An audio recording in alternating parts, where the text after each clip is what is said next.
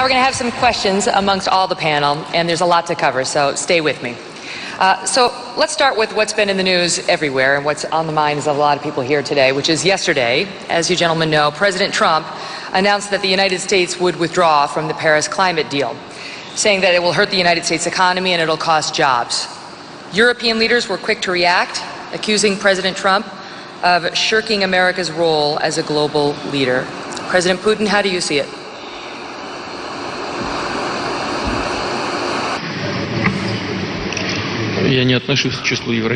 While I'm not amongst the European leaders, at least the European leaders do not believe me to be that.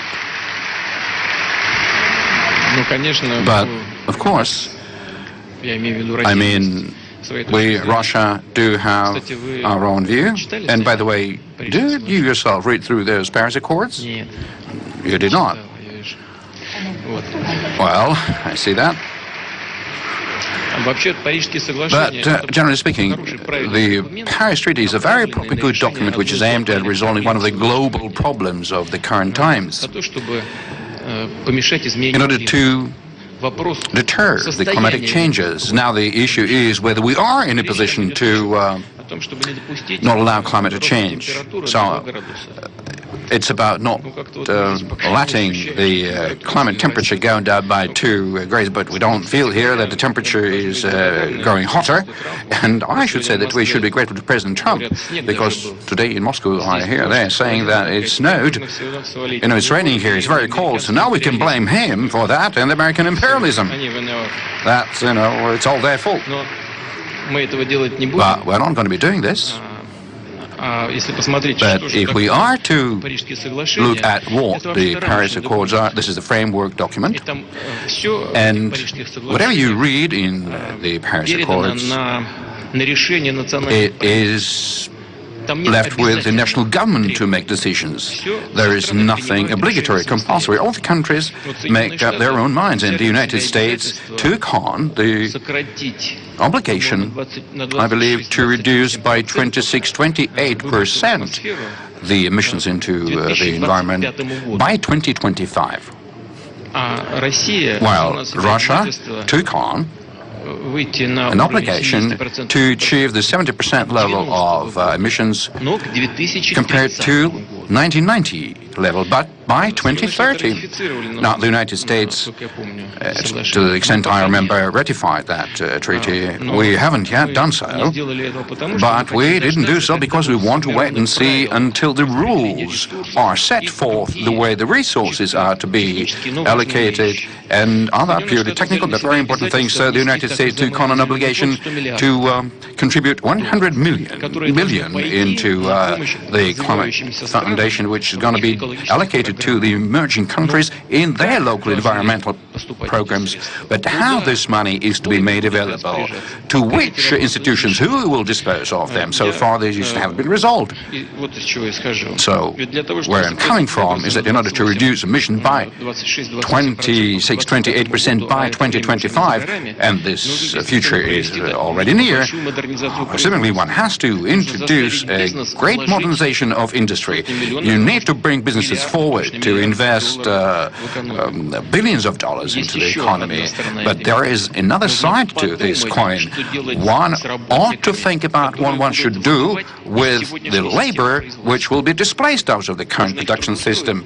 They need to be found in new employment, and so one has to think about it in advance and also invest respective resources if we do not want them to be abandoned and go beyond the poverty level, because you asked me about the people who live with low incomes in Russia, and by the way, as of 2000, we had 40% which lived below the poverty line. We reduced that almost twice by right now. I mean, there is a certain fluctuation because of the current day crisis, but nevertheless, we managed to do that. So one also has to think in the United States what one will do with those who will become jobless, because this is an additional resource else. Therefore, I wouldn't judge President Trump because President Obama made a respected decision. Maybe the acting president didn't believe that they were well thrown out.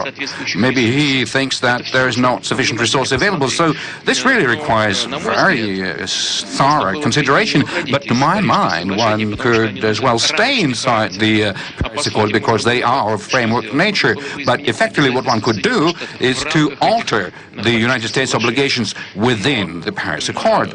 But you cannot wind back. Whatever was said was said. And so you have to think about what to do next and to do in the future. You certainly should not abandon the problem, but to the extent I know, I am not familiar with the text of the President Trump statement, but I think he stated that he wanted to reconsider this treaty or sign a new one instead, because he's not giving up on working on this problem. And so it seems to me that one shouldn't be creating noise about it, but rather create terms and conditions for a joint effort to be undertaken, because where such big countries who big emitters are not going to be doing any work, then no kind of a workable treaty will be reached or signed. So you have to act on what there is and do something positive in order to make this whole work constructive. Prime Minister Modi, you've said that to not take action on climate change would be criminal. Is that your message for President Trump?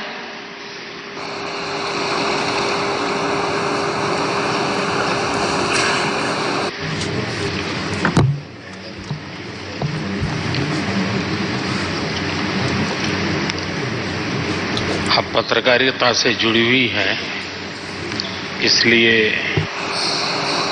गर्मा-गर्म news बनाने के लिए किस चीज को I think, many people know how to make hot news out of everything. I think that's what people want to do, is sensationalize everything.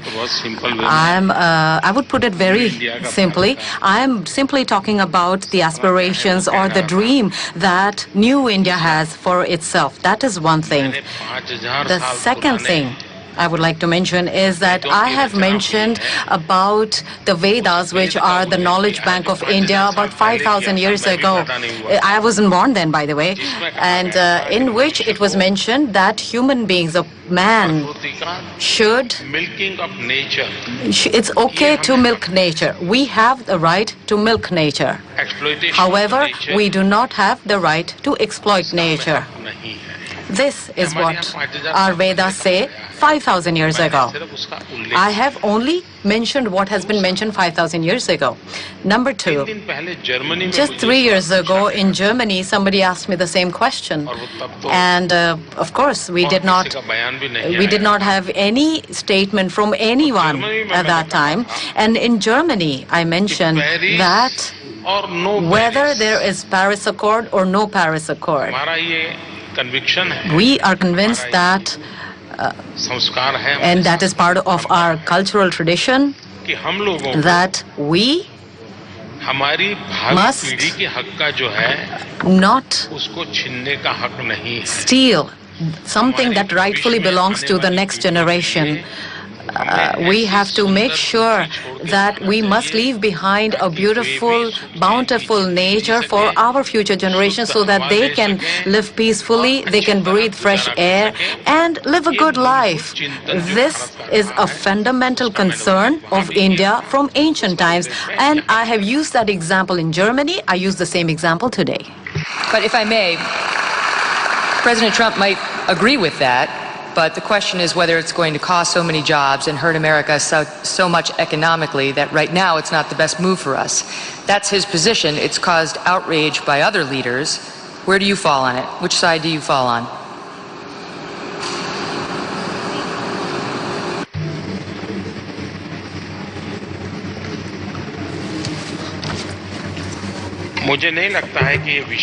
I do not think that this subject, in fact, it's not a question of taking sides. This is not the subject. What I'm talking about is thinking for the future generation, the generation that's not even born today, that the generation or the people who are to be born in the next years, that's the side I'm on. This week, And by the way, this accord, it hasn't yet come into effect. It is supposed to come into effect as of 2021. So we still have time. We are all constructive in what we do. There are things that we can agree on. Don't worry, be happy.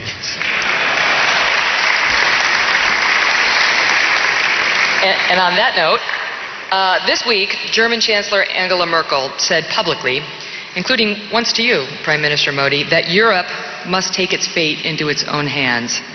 The German foreign minister accused President Trump of putting the EU at risk, but Mr. Trump says that European NATO members must pay their fair share. Let me start with you on this, Chancellor Kern. Do you agree with Angela Merkel's comments? Ja, ich denke, dass sie da recht hat. Und was wir natürlich spüren, ist das erste Mal. We will see, because we feel it for the first time. That we're currently dealing with the American president, and he wants to act in such a way so that the European interests are weakened, which will bring big dividends out of it. So I guess Europe can make the following conclusions out of it. There are certain things that we have overlooked. Maybe there are quite a few of such things, and that applies to a whole set of security issues. That applies to the environmental protection and climate change. We are a strong economic entity. We are the biggest economic environment in the world, and we certainly need to make a step forward.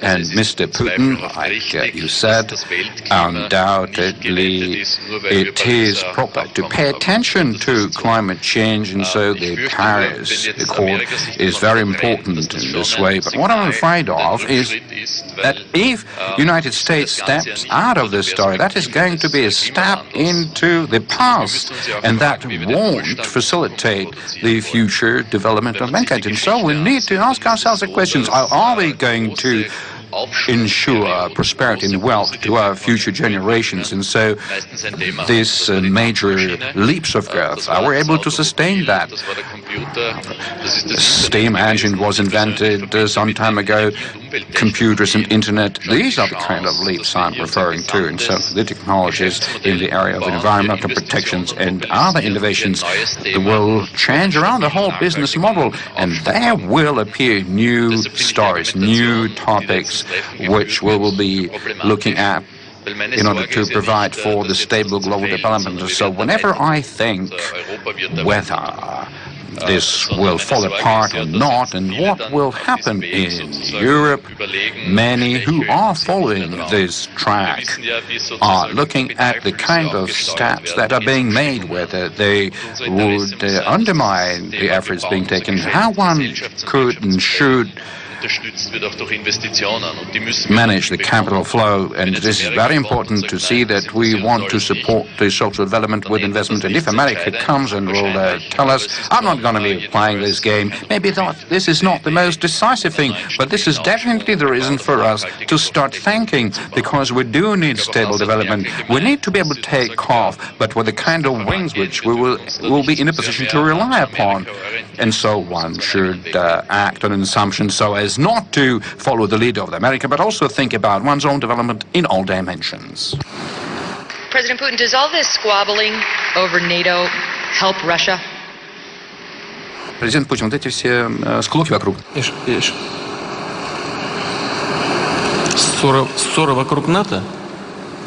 Squabbles around NATO, do they help Russia? Well, in a sense that maybe they should completely be falling apart, then that will help. But we don't see that falling apart just yet. Well, it's been more than once that I asked myself a question and raised it publicly, because NATO was established as a Cold War instrument in a fight against the Soviet Union and the so-called Warsaw Pact. There's no longer any Warsaw Pact nor Soviet Union, but NATO is still there. Now the question is, what for? And there is only one kind of answer, no matter whatever says. This is the instrument of the U.S. foreign policy. And if somebody likes it, All right, that's the way it should be. But most importantly is that for the processes that NATO has always been talking about, transformation of that treaty into a political organization, as the kind of an organization which creates the elements of stability in the world. If that is the case, this is all right, but so far it doesn't happen that way.